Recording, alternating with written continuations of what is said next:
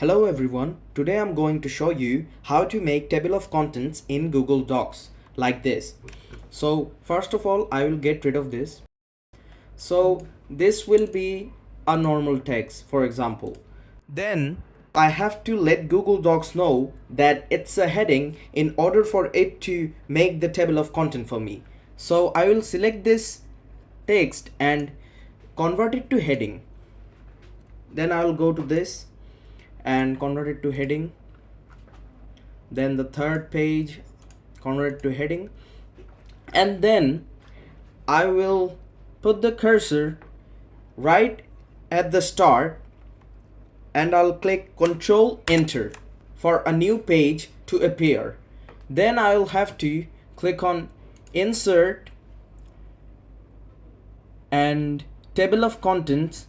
Then here are a few styles. I will select this one, and as you go here, you'll see your table of content should be ready.